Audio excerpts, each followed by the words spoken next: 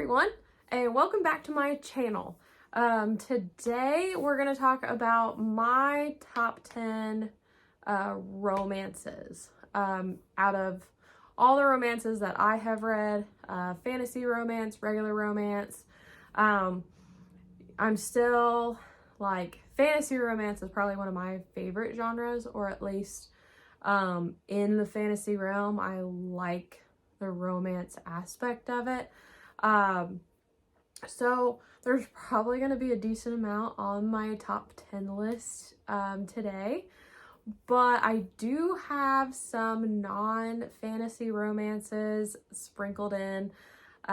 So without further ado, let's get started. So coming in my first number 10 is The Very Secret Society of Irregular Witches by Sangu Mandana.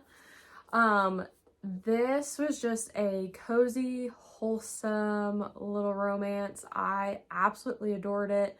There's just something about something sweet, a sweet romance, and those are always good to have. So this just hit my heart when I read it. I absolutely loved it.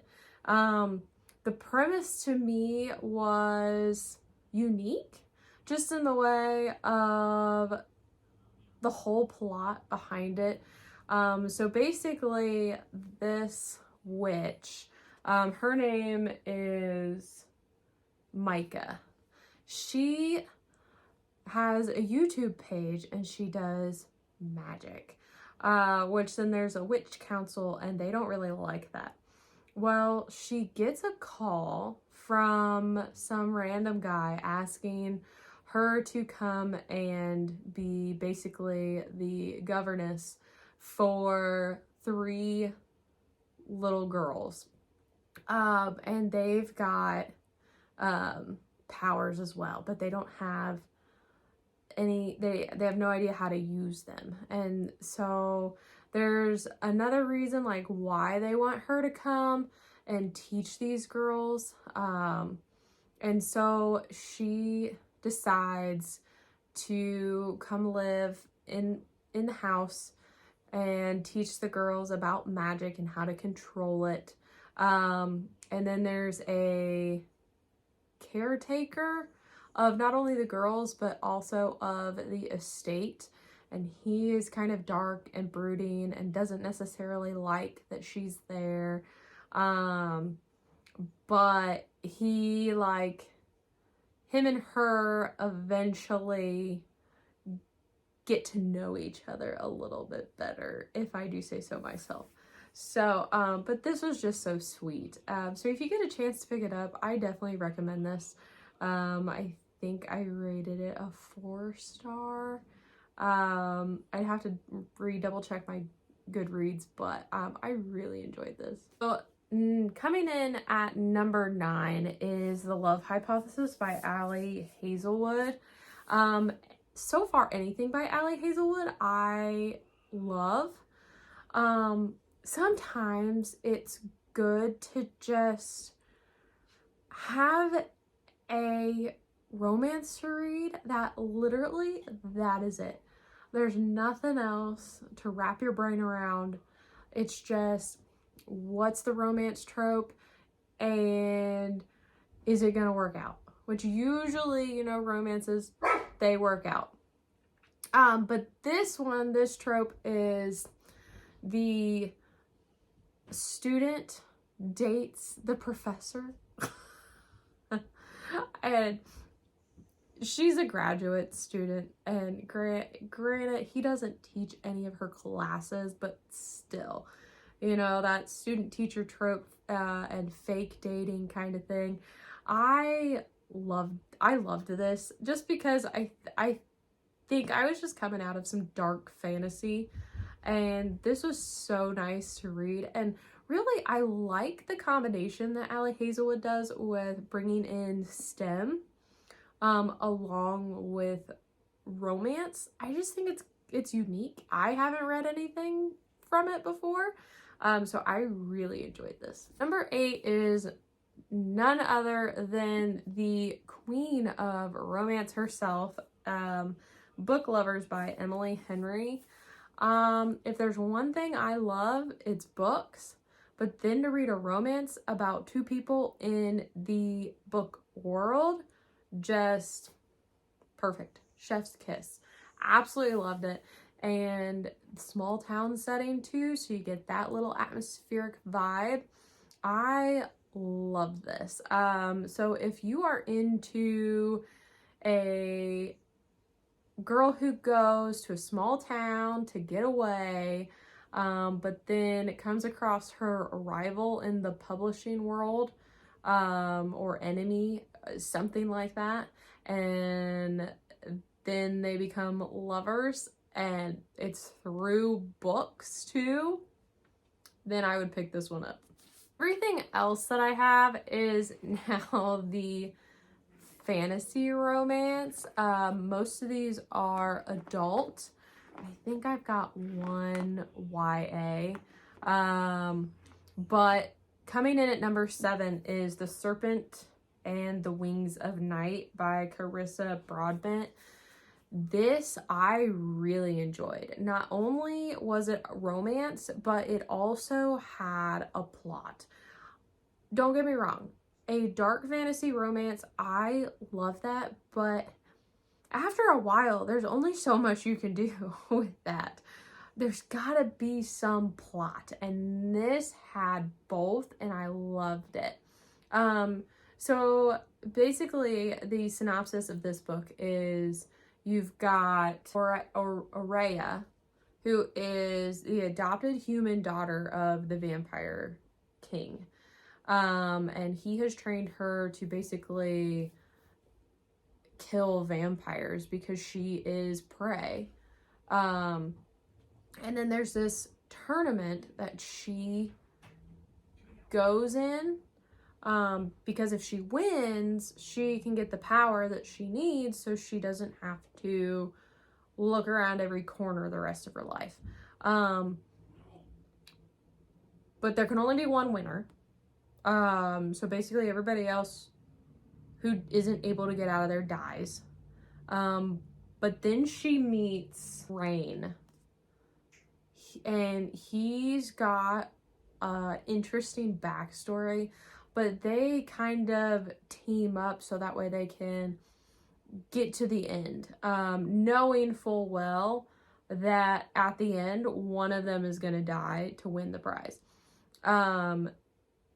This has got darkness, it's got plot, it's got angst, it's got anything that you would want, and it is perfect.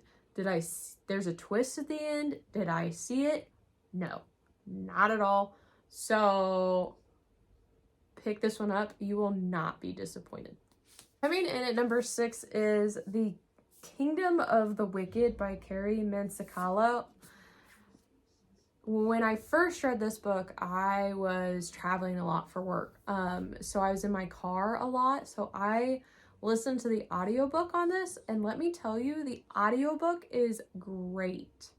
I'm pretty sure it is a single cast, but she does a phenomenal job with all of the different voices. This is so good. It's so unique. I love where it takes place. It takes place in Italy. And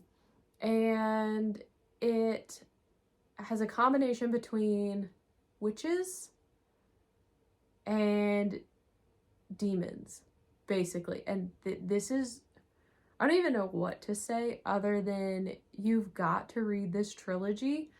I absolutely cannot say enough about it. Mansicalco, she does a phenomenal job. Like, world building, just the writing in general is so good.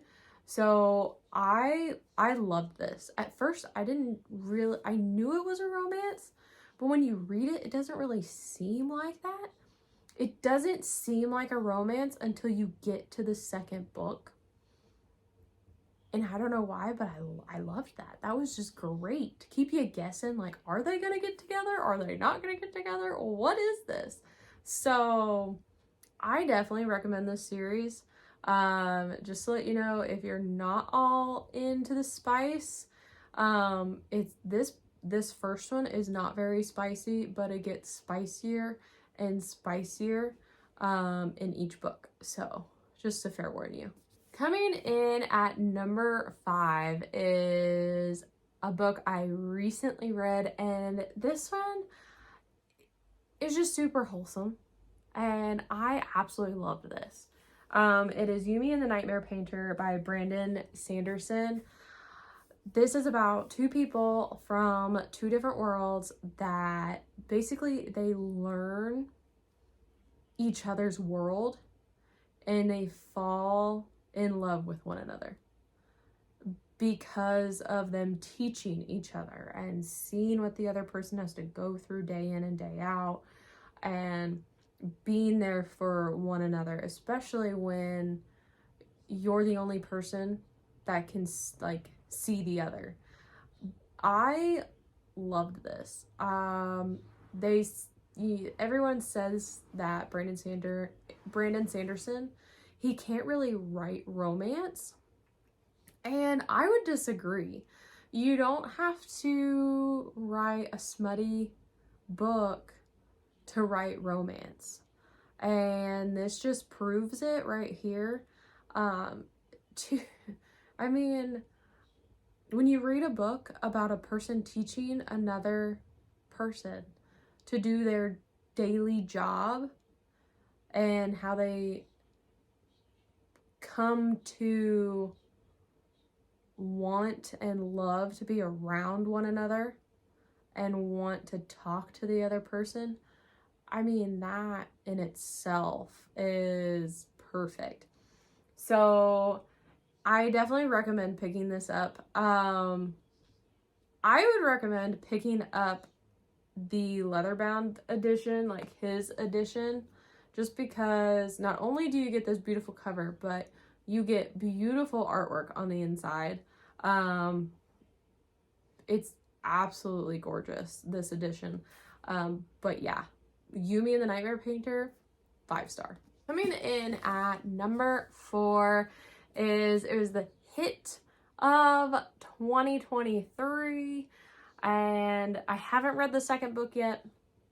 I know, but I'm gonna get there soon, I promise. But it is Fourth Wing by Rebecca Yarros. I was obsessed with this book.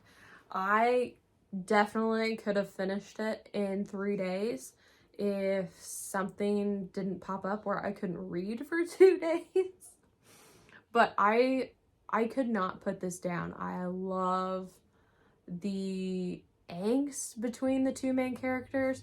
I loved the background conflict. I loved the dragons.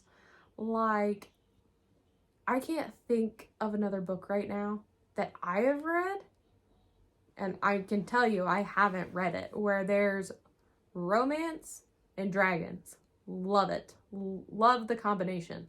So yeah, I fell in love with Violet. I fell in love with Xaden, and I want to get back into this world as soon as possible. So hopefully I can read Iron Flame in the next couple months, because this is top tier romance in my book. Number 3 is a times old favorite for me. I fell in love with this series in high school, and it's almost time for a reread for me. But this is none other than The Vampire Academy by Rochelle Mead. I loved this. I think I've read these books 3 times already. So what's a 4th one, right? But I don't know, there was just something about how Rose and Dimitri just love each other, and how Rose would go to the ends of the earth for Dimitri, and Dimitri would do anything for Rose. And I absolutely love that, regardless of the age difference. I know people have a problem with that, but you know what? It's a fantasy book. Who cares? That's where I'm at.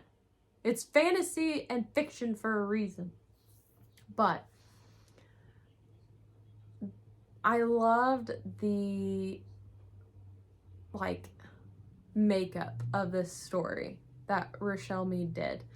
I think it's based off of, like, Russian folklore. Don't quote me on that. But it talks about the different vampires. You know, you've got the Dampfers, which are part vampire. But they're like vampire human hybrid. So they have the strength of the vampire and everything that is needed to protect the vampires. But they can go out in the daylight because they've got human qualities as well. They didn't tell me what the name is of the normal vampires. I forget, but there's a special name for them. But the Dampfers protect the mortal vampires, which would be her friend Lissa, from the Strigoi, which are the immortal vampires. Those ones are the vampires that you definitely know of. They can't go out in sunlight. They only crave blood. Where the mortal vampires, they can eat regular food, but they need, like, blood sustenance. But they only need, like, a little bit. You know what I mean? Like a pint a day or something like that. I don't know. But this not only has romance, but it also has friendship. And it's got different hard lessons that each character learns, and you grow with them. And that is why I really love this series. Rochelle Mead does a phenomenal job with this. Especially also with her spin-off series, Bloodlines. Like, both of them. I absolutely adore both of them, and that is why this is in my top 10 romance of all time. In at number 2, and trust me, this was hard to put it at 2, but the one that's number 1, it's number 1 for a reason, and I will explain that. But number 2 is the Infernal Devices series by Cassandra Clare. This is the second series that she wrote. So the first series she ever wrote was The Mortal Instruments, which is based off of 6 books. But that is all about in her Shadowhunter world. And I love the original series. Clary and Jace are goated. But there's something about this series that I fell in love with over Clary and Jace.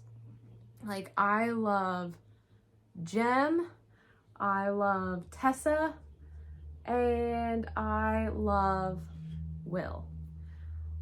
Their love triangle is crazy.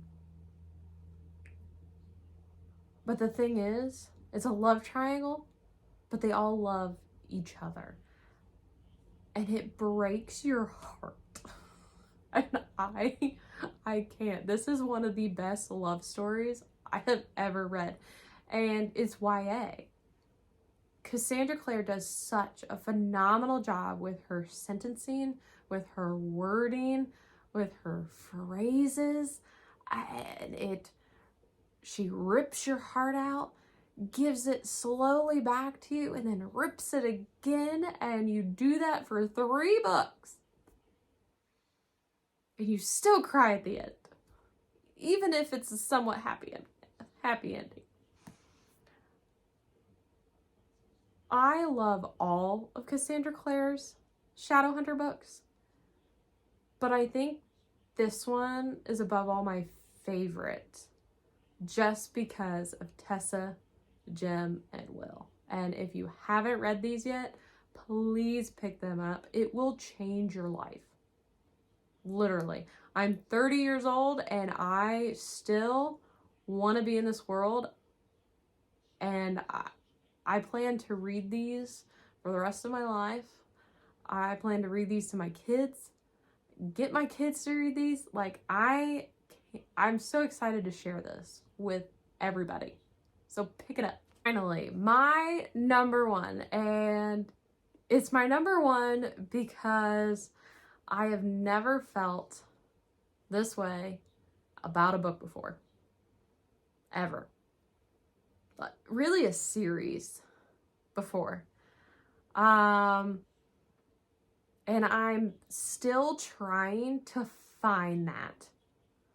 So what's going to end up happening is I'm going to have to read it again. So I have not read it for a second time yet. I won't have the same feeling as when I read it the first time, but I'll still have that feeling, at least I think. And that is none other than A Court of Thorns and Roses. Granted, we all know it's the second one that starts for everybody, but I mean, I still loved this first installment. It sets you up, okay? But Sarah J. Maas, she is a phenomenal writer. I don't think there's anything that she can't write. I know people are going to disagree with me, but I love how she can not only write about romance, but she can world build so well in so few words.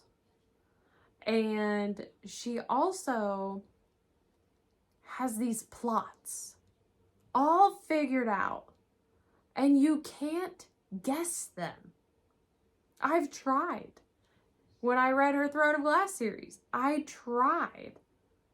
And I thought I figured one of these schemes out in one of the books, and I was thrown for a loop. And she does that in all of her books. I just finished Crescent City 3. I mean, threw me for a loop. Closer to the end.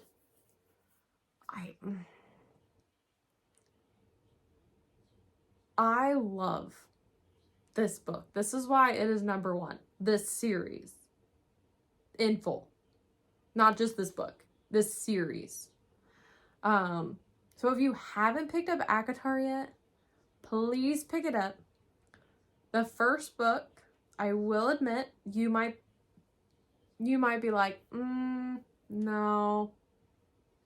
Read the second one. Once you get to the second one, smooth sailing. Telling ya. It's good. Well, everyone, that is my top 10 romance books that I would recommend. I'm sure I will be doing this video again in years to come. Maybe it'll switch up, maybe it won't. I'm sure it will, at least on the back end. But let me know what your top romances are in the comments down below. So don't forget to like and subscribe and be good people.